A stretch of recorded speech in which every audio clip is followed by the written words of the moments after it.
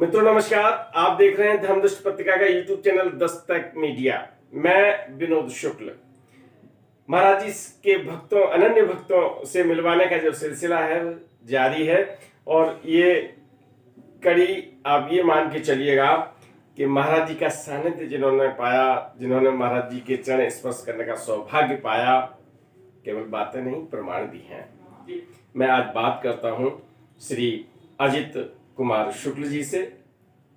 आपका स्वागत है दस्तक मीडिया में, और हम सबका सौभाग्य है कि आपने अपना अमूल्य समय निकाला है दस्तक मीडिया से बातचीत करने का। जब महाराज जी ने शरीर छोड़ दिया जी, तो जितने कानपुर में उनके भक्त थे जी, तो बाप पिताजी ने हमारे संतोष चौधरी साहब थे, IAS थे, ये देवकांता दीक्षित जी, गुरुदास शर्मा जी। गुरुदास शर्मा जी का भी बहुत सानिध्य रहा। अच्छा, गुरुदास शर्मा जी ने बहुत समय उनके साथ गुजारा। कितना समय गुजारा हुआ? गुरुदास शर्मा जी ने कम से कम उनके साथ मुसलसल दो तीन साल तो उन्होंने नौकरी से गायब हो गए थे। 4 साल। हाँ, तो 4 साल अभी उनकी धर्मपत्नी से बिल्कुल मैं सीधा उन्हीं से बात करके मैं आ रहा हूँ। बिल्कुल आपको बता रहे हैं जी, कि उन्होंने उनको कहा, उनकी नौकरी थी, क्या था क्या नहीं था, वो महाराज जी ने कहा चल दिए। फिर एक बार उन्होंने उनको बहुत हकाया है, जो कुछ कहा, बोले तू जा नहीं रहा तो मेरे ऊपर डंडे चलवाएगा। अच्छा है, तू नहीं रहता तो वो जा ही नहीं थे। महाराज जी ने जबरन उनको भेजा था। तो ये एक ईश्वरचंद तिवारी थे, परागीन थे, उनका भी शरीर छूट गया था, जल्दी ही डेथ हो गई थी। एक किशन चंद तिवारी है, ईश्वरचंद। अच्छा, मैंने किशन चंद के संस्मरण पढ़े हैं। ईश्वर उनको भी उनके पास निकट गया बहुत, जैसे ये उनके निकट ज्यादातर वो लोग पहुंच पाए जो बिल्कुल साइलेंट रहते थे। अच्छा, कोई बात किसी से न बताते थे कि हमारी उनसे बड़े गुप्त टाइप की बातें सा। जैसे गुरुदत्त जी से हम लोगों ने कई बार प्रयास किया कुछ चीजें पूछने की, लेकिन वो जल्दी नहीं बताते। तो फिर ये तय हुआ, पिताजी ने मैं तय किया, क्योंकि सब लोग बड़ा उनसे लगाव सम्मान करते थे। तो उन्होंने कहा देखो अब महाराज जी नहीं, महाराज जी में एक अद्भुत शक्ति थी जो इस शताब्दी में शायद ही किसी संत में नहीं। जब संत शक्ति को अर्जित करते हैं अपनी तपस्या से, अपने उस शक्ति को जब जाते तो चली जाती। महाराज जी में ये क्षमता थी कि उन्होंने कहा, कभी वो ये नहीं कहते थे कि हम चले गए या हम कभी खत्म नहीं होंगे या हम रहेंगे नहीं। वो उन्होंने कहा, ये कहना था कि मैं रहूं ना रहूं, लेकिन जो मेरा है वो मैं यही सबको दे रहा हूँ, और मैं हमेशा देता रहूंगा और विद्यमान रहूंगा। आज भी लोगों को ऐसा है प्रत्यक्ष। अच्छा, मतलब आप छोटी बात नहीं कह रहे। जी। मन में अगर कभी आया, एक इतनी छोटी सी मैं घटना बताऊं तो महाराज जी नहीं, 87 में मैं कैंची गया, उसके बाद शादी हुई थी तो वाइफ भी थी, हम लोग रानीखेत चले गए। रानीखेत से लौटने तो उत्तराखंड का आंदोलन बहुत बड़ा था, सारी ट्रैफिक सब बंद, कुछ साधन नहीं, तो हमने कहा लौटे। बस मैं ऐसे ही खड़ा था, एक नई गाड़ी बिल्कुल जैसे बेलोरो आती इस टाइप की महिंद्रा की नई चली थी, कौन साधन, वो गाड़ी बिल्कुल आके मेरे रुक गई। उस समय मेरे मन में ये आ रहा था कि देखो एक समय ऐसा था कि महाराज जी थे, कैंची आते थे, जो मन में आता जहाँ एक बार कह दो सब लोग कहते रहे चलो चलो नहीं लेने वहां से ये। अब आज ये दुर्दशा को है कि न कहीं आने में न जाने में, न अभी वापस होटल ही चलना पड़े। तो भाई वो गाड़ी उससे ड्राइवर था, एक आदमी निकल के आया, उसने कहा आप जाओगे कहाँ?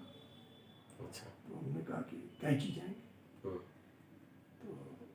बोला ऐसा है कि हम कैंची तो नहीं जाएंगे, हम आपको गर्म पानी तक साथ ले चलेंगे और इस जिम्मेदारी पे ले चलेंगे कि हम आपको कैंची पहुंचा देंगे। क्या बात है। अल्मोड़ा से जो रोड से बस आती है उस पर मैं आपको बैठा दूंगा, आप कैंची, जब तक आप नहीं जाएंगे तब तक मैं नहीं जाऊंगा।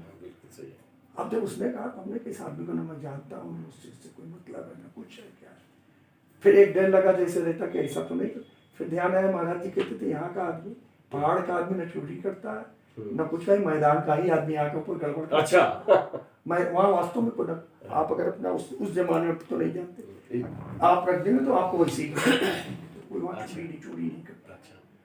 तो हमने कहा यहाँ चोरी वोरी नहीं हो सकती, पता नहीं क्या। हमने कहा सामान हमारा, बोला रुकिए। वो गया बंदा, उसने सारा हमारा सामान उठाया, जी। गाड़ी में रखा, हाँ। हम बैठे, वाइफ बैठी, दोनों बैठाना, गाड़ी चला। फिर उसने हमसे कहा कि ऐसा है, आपको एक चीज बताएं।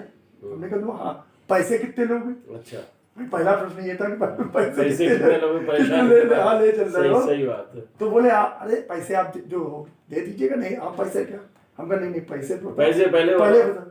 बोला आपसे हम कहीं नहीं ना, आप बस बैठ जाइए। बैठे। फिर उसने कहा कि देखिए एक चीज आपको बताया, मैं ड्राइवर हूँ, मेरे मालिक ने ये अल्मोड़ा में रहते हैं, जी। उनका यहाँ पे रानीखेत में भी ऑफिस है। कल ये नई गाड़ी परचेज की हूँ जी। और इस गाड़ी को लेकर के आज रानीखेत उनको आना पड़ा जी। यहाँ इनको रुकना पड़ रहा था 2 दिन। तो उन्होंने कहा तुम गाड़ी घर ले जाओ। तो मैं लेके जा रहा था, पता नहीं मुझे क्या हुआ कि आप मुझे दिखाई पड़े। मुझे ऐसा लगा कि मैं यहाँ से नहीं जा सकता हूँ जब तक कि मैं आपसे अपना पूछ लूँ आपको जाना। क्या बात है, क्या बात है। अब हमने कहा बोला नहीं महाराज आप बस बैठे रहिए, मैं आपको पहुँचा। वो बेचारा लेकर के गया वहाँ, और जैसे ही हम लोग मोड़ पे आए तो पुल था उस तरफ से, अल्मोड़ा की तरफ से, वो आज बिल्कुल नई एक बस चली आ रही थी, बिल्कुल खाली बस, अल्मोड़ा से दिल्ली की। हाँ। और उसने बिल्कुल गाड़ी आगे लगाई, बस रुकी, और बस रुकते ही जो है उस तरह उतरने के बाद उसने सारा सामान रखा हमारा और बोला साहब। तो हमने उसको पैसे तो बोला अच्छा आप बहुत जिद कर रहे थे, जो बस का किराया उतना दे दीजिए। अच्छा, आप 5 रुपए, हमका 10 रुपए। तो हमने कहा दिया, पैर छुए। उसने कहा बस हमारे पर कृपा बना। हमने कहा भैया कुछ है ही नहीं। बोले बस हमने अपना काम पूरा कर दिया, अब हम जाए। सही बात। तो ये नहीं अगर थे, अगर महाराज जी नहीं विद्यमान, आप विनोद जी महसूस करेंगे जब आप बात करते हैं किसी महाराज जी से तो आपको रोमांच आएगा। और वस्तुतः जो हमारे पिताजी का कहना था, तो जो उन्होंने कार्यक्रम शुरू किया था, वो ये कार्यक्रम शुरू किया था कि जितने उनके भक्त थे पुराने, वो महीने में एक दिन आते थे हमारे यहाँ इसी स्थान जी। और सब लोग बैठते थे। तो पिताजी केवल ये कहते थे आप कोई घटना बताइए। अच्छा। फिर आप कोई घटना बताइए। आप तो सब लोग तो कुछ बताएं, बड़ी अद्भुत घटना, कुछ तो मैं याद ही नहीं रही समय के साथ जी। ये सब 74 की बात है, 74 से जी। लेकिन गुरुदत्त जी से जब कहा जाए तो जल्दी कुछ नहीं बताते। अच्छा। तो बाबूजी ने एक दिन कहा उनसे कि ऐसा है गुरुदत्त जी, अब आपको बताना पड़ेगा जरा। मैं पिताजी बहुत बोल्डली बोलते जी जी, और जो बात वो कहते थे उसको जरा सा प्रेशर से कहते थे और फिर जल्दी उनकी बात को काटता। तो शर्मा जी हंसने लगे। तो उन्होंने एक छोटी सी घटना बताई, शर्मा जी की बताई। अच्छा। उन्होंने कहा कि जब महाराज जी के बहुत निकट हो गए, आपने अभी पूछा था कि वो मुसलसल 3-4 वर्ष लगभग उनके साथ 24 घंटे एक तरीके से 24 घंटे। तो हम लोग महाराज जी के बहुत ऐसा लगे कि बिल्कुल अब मोह लगे, हाँ कुछ भी पूछ सकते हैं जी जी। तो एक घटना हुई, शायद आपने चर्चा भी आई है। अच्छा। एक कार्यक्रम हुआ था, उसमें घी कम पड़ गया जी। तो उन्होंने बाल्टी लेके कहा बस आग बंद करके जाना जी, किसी को देखना नहीं, माई से हाथ जोड़ना गंगा जी जी, और माई से कहना कि भाई घी दे, और बाल्टी ले आना, घी ले आना वहां से। तो अगर हम लोग गए, ले आए, 2 लोग थे। अच्छा। लाने के बाद फिर जब वो घी काम हो गया तो बोले वो माई का वापस नहीं किया तुमने। अच्छा। जा 2 बाल्टी घी लेके गए वहां थे। तो लौटते जब आए तो हमने कहा महाराज जी हमसे सब चीज साझा करने लगे, तो आज महाराज जी से हम कुछ कहेंगे, कुछ पूछेंगे।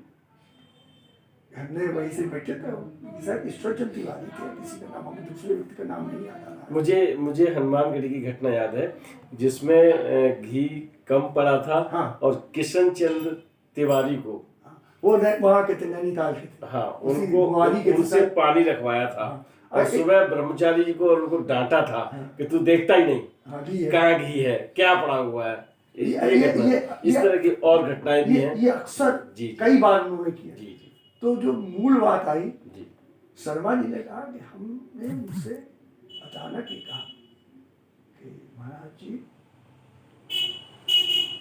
माई के दर्शन तो एक बार साक्षात करा। अच्छा। हाँ, हमने कहा तो मोहन जी के जो चाहे तो बोले शर्मा बदमाश ऐसा है। अब ऐसा तुम सामान अपना बांध निकल जा, निकल यहाँ से, हाँ?